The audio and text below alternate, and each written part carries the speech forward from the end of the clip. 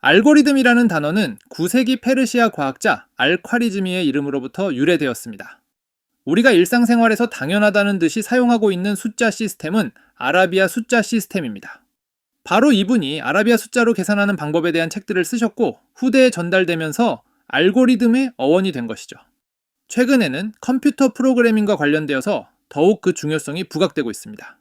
알고리즘이라는 단어 자체는 낯설게 느껴지실 수도 있겠지만 이미 우리는 알고리즘의 기본 개념을 알고 있습니다. 우리에게 친숙한 예를 들어보자면 초등학교에서 더하기를 배운 것도 알고리즘을 배운 것입니다. 다들 더하기는 잘 하실 거라고 생각을 하지만 그래도 생각을 정리해 본다는 의미에서 간단하게 복습을 해봅시다. 567과 781, 세 자리수 두 개를 더하는 경우를 생각해 봅시다. 처음에는 가장 작은 자리, 그러니까 오른쪽으로부터 첫 번째 자리의 숫자들끼리 더하면서 시작을 합니다. 여기서는 7하고 1을 더하면 되겠죠. 7 더하기 1은 8이니까 결과 자리에 8을 적어주면 됩니다. 그 다음에는 두 번째 자리를 더해 봅시다. 6 더하기 8인데요. 6 더하기 8을 하면 결과가 14라서 10보다 크죠? 두 자릿수라는 얘기입니다. 그러면 4는 자기 자리에 적어주고 1은 다음 자리로 넘겨줍니다.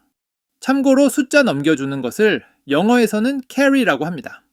뒤에서 구현해 볼 때 변수 이름 참고하시라고 미리 말씀드렸습니다. 그 다음 자리에서 같은 과정을 반복하는데 이번에는 미리 넘어와 있던 일도 함께 더해줍니다. 5하고 7만 더하면 12인데 미리 넘어와 있던 일도 같이 더해줘서 결과가 13이 됩니다. 이번에도 결과로 나온 13이 10보다 크니까 1을 다음 자리로 넘겨줍니다. 가장 높은 자리까지 다 더한 후에는 더 이상 더할 숫자가 없으니까 앞자리에서 넘어온 숫자 1을 추가로 적어주고 끝냅니다. 아마 다들 거의 무의식적으로 할 수 있을 정도로 여러 번 반복해서 연습해 보셨을 겁니다.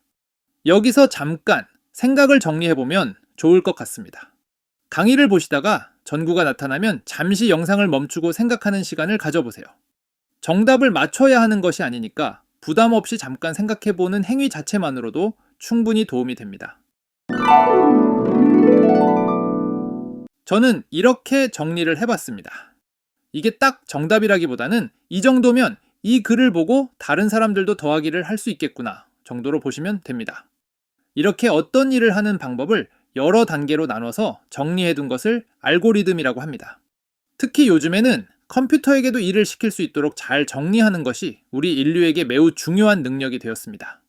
바꿔 말하자면 컴퓨터 프로그래밍을 잘한다라는 것은 특정 프로그래밍 언어나 프레임워크를 잘 쓴다는 것이 아니라 내가 원하는 일을 뭐든지 컴퓨터에게 시킬 수 있도록 알고리즘을 잘 만들어낸다 또는 알고리즘을 잘 설계할 수 있다는 의미입니다.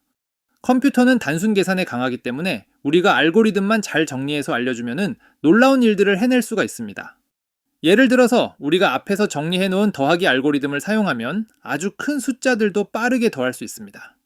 단순하면서도 실수하기 쉬운 일들은 사람이 직접 하기보다는 컴퓨터에게 맡기는 것이 당연한 시대가 되었습니다. 바꿔 말하면 앞으로 사람이 해야 할 일은 알고리즘을 명확하게 정리해서 컴퓨터에게 시키는 것이라는 의미입니다.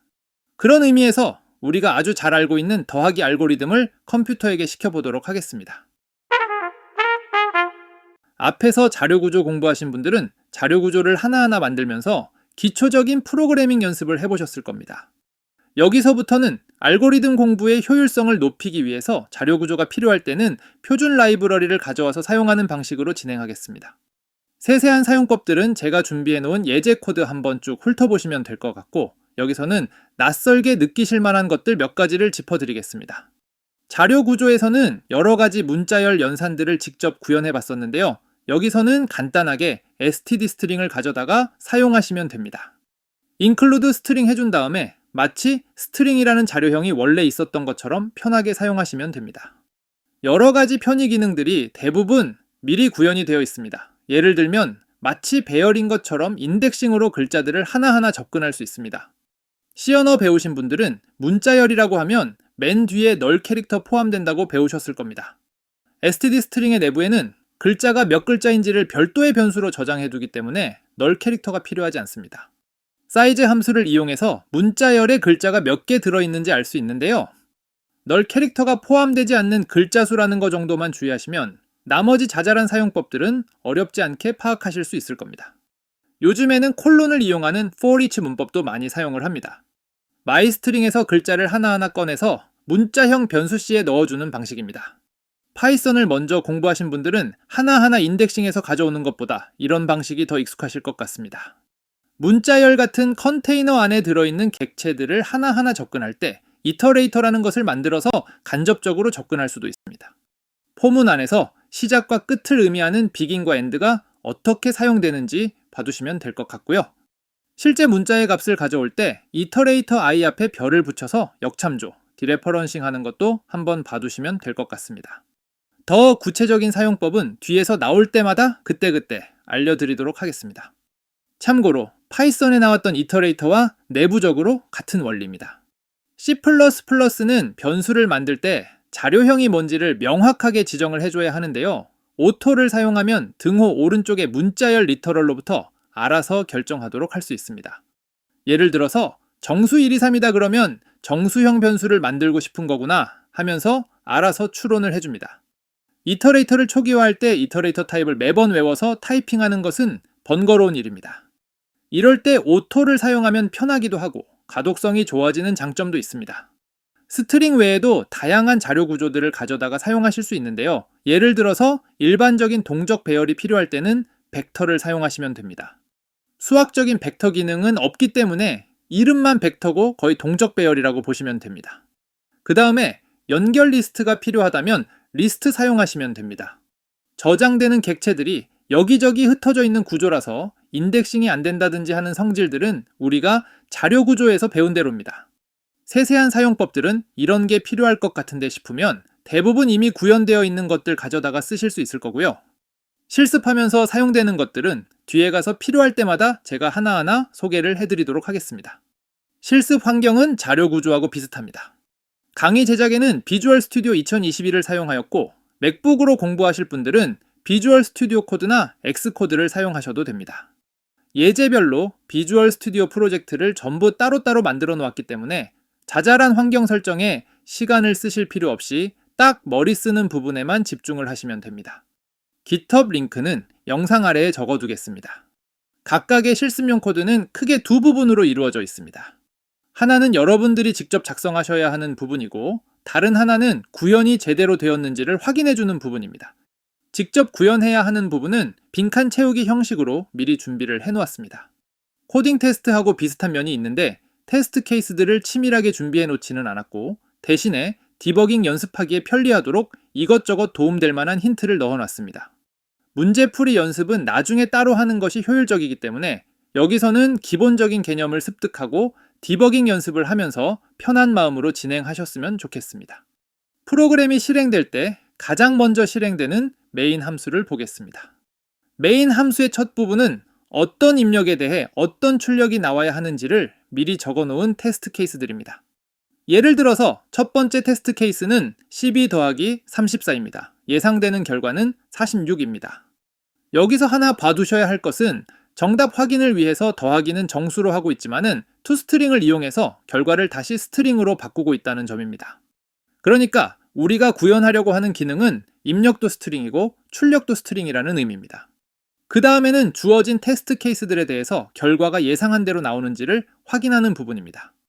여러분들이 작성하신 add 함수를 여기에서 실제로 실행시키고 결과가 예상값과 일치하는지를 확인합니다. 만약 결과가 예상한 대로 나오지 않았을 경우에는 테스트를 더 이상 진행하지 않고 즉시 중단하도록 되어 있습니다. 이번 실습에서는 add 함수를 완성해서 모든 테스트 함수를 통과할 수 있도록 만드시면 됩니다. 한 가지 오해하실까봐 말씀을 드리자면 테스트 케이스 통과하는 것이 공부의 목적은 절대로 아닙니다. 코테 형식이 보통 이렇게 되어 있기 때문에 여기서도 이왕 공부하는 김에 비슷한 형식으로 연습을 해보는 것입니다. 스스로 아이디어를 떠올린 후에 생각나는 대로 여러 가지 시도를 해보고 내가 원하는 대로 작동하지 않을 때는 어떻게 고쳐나갈 수 있을지 해결 방법을 스스로 찾아내는 연습이 정답 맞추는 것보다 훨씬 더 중요합니다. 잘 안 될 때는 디버거를 사용하거나 각 단계마다 변수의 값들이 실제로 어떻게 변해가는지를 출력해서 왜 내가 생각하는 대로 작동하지 않는지 원인을 찾아가야 합니다. 정답 맞추는 연습하는 것이 아니라는 점 다시 강조를 드리고 싶습니다. 이번 실습에서 여러분들이 완성하셔야 하는 부분은 add 함수입니다. 시간을 아낄 수 있도록 빈칸 채우기 형식으로 제가 미리 정리를 해놨습니다. 이번 문제에서의 특이한 점은 잘 보시면 매개 변수와 반환 자료형이 int가 아니라 string입니다. 테스트 케이스에는 아주 긴 숫자들끼리 더하는 경우도 포함되어 있으니까 모두 통과할 수 있도록 구현해보세요. 더하기 알고리즘 자체가 우리에게 아주 익숙하기 때문에 머릿속에 있는 아이디어를 코드로 옮기는 연습을 하기 아주 좋은 주제입니다. 미리 말씀드리지만 초등학교 더하기라서 쉬워 보일 수도 있는데 의외로 까다롭기 때문에 생각처럼 잘 되지 않더라도 실망하지 않으셨으면 좋겠습니다. 우리가 잘 알고 있는 알고리즘도 막상 코드로 옮기려고 하면 까다롭다는 것을 체험해보는 것이 오히려 좋은 경험이 될 겁니다. 머릿속으로 뭔가 영감이 떠오르시는 분들은 바로 시도를 해보시면 될 것 같고요. 추가 힌트나 구현 예시는 글로 정리해 놓았으니까 필요하시면 참고해가면서 하셔도 됩니다. 영상이 끝나면 바로 add 함수를 완성해 보세요.